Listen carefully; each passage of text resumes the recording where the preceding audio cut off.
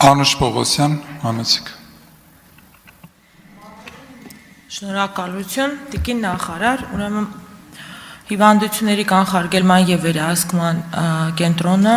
աղմուկի ստուգաչափման միակ լաբորատորիան է առողջապահության նախարարության ենթակայության։ Կա նաեւ ստանդարտներ ինստիտուտում, բայց խոսենք դրանից։ Այս փուլում նախ ֆիքսենք, որ աղմուկը միայն Երևանում չէ, ամբողջ աղմուկի մասին երբ խոսում ենք, մենք նկատի ունենք ամբողջ Հայաստանի Հանրապետությունը։ Այս պահին Հայաստանի Հանրապետության մարզերում աշխատակիցների կրճատումներ եւ օպտիմալացումներ են գնում, որի մասին բազմիցս դուք խոսել եք ձեր որոշմամբ եւ շատ կարեւոր բան ասեցիք իրազեկվածությունը, կարծում եմ այսօր էլ ենք մենք իրազեկում անում արդեն եւ այս պահին մենք ունենք երկու գործող սանիտարական նորմ, աղմուկի եւ թրթռոցի հետ կապված սանիտարական նորմերը, որոնք որ գործում են եւ քաղաքացիները դրանով կարողանում են դիմել եւ ստանալ վարչական վարույթի շրջանակներում վերահսկողություն։ Հարցս այսպիսին է. ինչպես պետք է կատարվեն այդ ստուգաչափումները, եթե չկան այդ կառույցները, եթե մենք վերցնում ենք եւ նոր աշխատողներ ենք ընդունելու, որպեսզի աղմուկի կարեւորագույն գործունեությունը ստուգաչափումները անեն, դուք նշեցիք նաև մասնագիտական որակավորում պետք է ունենան, ովքեր են լինելու դրանք, եւ որ կառույցն է, այսինքն եթե դուք մի կողմից կրճատելու եք, մի կողմից նոր աշխատողներ եք վերցնելու, ինչ մասնագետներ ենք վերցնելու, ինչ մասնագիտական հմտություններով ենթադրում եմ առաջ ընկնեմ, եթե դրանք հիգիենիստներ են, Հայաստանի Հանրապետությունում վերջի 5 տարում քանի հիգիենիստ է ավարտել, հա, այդ մասնագիտական որակավորումը ստացել, եւ ինչքան է պետական բյուջեի վրա նստելու դա, եւ կադրերի գծով, եւ գործիքների ապարատուրայի ձեռքբերման մասով։ Ունեք այդ հաշվարկները։ Շնորհակալություն։ Ուրեմն տեսեք, հիվանդությունների վերահսկման եւ կանխարգելման ուրեմն պոակը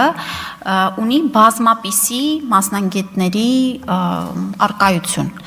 եւ ձեր կողմից նշված տարիներով ընթացող վերակառուցման, օպտիմալացման շրջանակներում այո լինում են նաև կրճատումներ եւ շատ ավելի զբաղվածության գնահատում, նոր լաբորատոր կարողությունների նաև հաշվի առնելով, որտեղ շատ ուրեմն այսօրվա լաբորատորիաները հնարավորություն են տալիս շատ ավելի փոքր թվով աշխատակազմով իրականացնել ավելի մեծ թվով հետազոտություններ եւ այլն, չթվեմ դրանք։ Այսինքն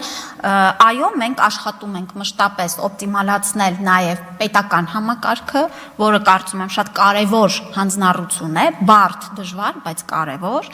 եւ խառնել մեկը մյուսի հետ կարծում եմ ճիշտ չի։ Աղմուկի հետ կապված մենք ունենք այլ պահանջներ, թե ինչ մասնագետ եւ ինչ որակավորում պիտի ունենա անձը, որպեսզի կարողանա փորձագիտական եզրակացություն տա աղմուկի մասով, ասեմ, որ հետո պարոն Աթոյանը շատ ավելի մանրամասն կներկայացնի այդ պահանջները, մասնագիտական ինչ է պետք։ Այսօր մենք ունենք հանրապետությունում շատ փոքր թվով մասնագետներ, մեկ ձեռքի վրա կարելի է հաշվել այդ մասնագետներին եւ մեր նպատակն է, որ ունենանք կրթենք եւ ապահովենք ուրեմն լրացուցիչ մասնագիտական կարողություններով, սարքավորումների մասով պետք է ասեմ, որ առանձին մեկ սարքավորման մասով դա մի քանի միլիոն դրամի շրջանակներում է ուրեմն տատանվում,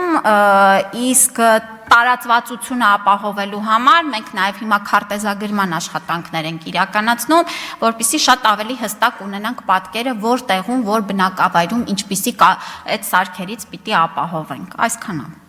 Կարձականք։ Այսինքն ֆիքսենք, որ այս պահին մենք հստակ չունենք գումարային պատկեր, մենք ինչքան է դա նստելու պետական բյուջեի վրա, եւ երկրորդը, տիկին նախարար, ուզում եմ երևի դուք չգիտեք կամ գիտեք տեղեկացնել, որ օրինակ Վարդենիսի հիվանդությունների վերահսկման եւ կանխարգելման պոակի աշխատակիցները օպտիմալացման արդյունքում այլևս ամեն օր մեքենայով, տաքսիներով կամ ձեր մեքենայով չեմ տիրապետում, գնում են Մարտունի աշխատանքի եւ վերադառնում Վարդենիս։ Նրանք դաշտային աշխատողներ են եւ պետքա հիվանդությունների կանխարգելումը կատարեն Վարդենիսի տարածաշրջանում։ Եթե մենք նույն մոտեցումը ունենանք աղմուկում, այսինքն օրինակ ճամբարակի աղմուկը գնահատելու համար Երևանից ուղեգրվեն աշխատակիցները, կարծում եմ մենք եւ բյուջեի համար շատ լուրջ խնդիրներ կստեղծենք եւ մարդկային ռեսուրսները եւ ամենակարևոր արդյունքը աղմուկի ստուգաչափումը չենք ունենա, որովհետեւ մինչեւ հասնեն չափումների աղմուկը այլևս չի լինի։ Շնորհակալություն։ Ուրախ եմ, որ դուք մտածում եք պետական բյուջեի մասին եւ հենց այդ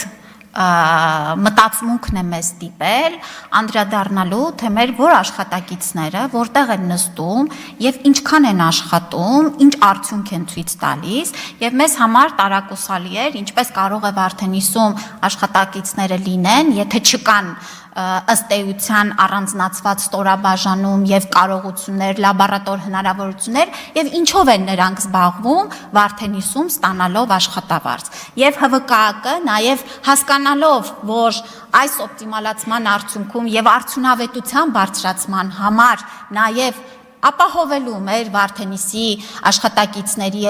ուրեմն աշխատանքը ապահովում է նաև նրանց տրանսպորտային միջոցներով, որպեսզի նրանք հասնեն Մարտունի մեր միջոցներով, պատշաճ կատարեն իրենց աշխատանքը, վերադառնան Վարդենիս իրենց տուն։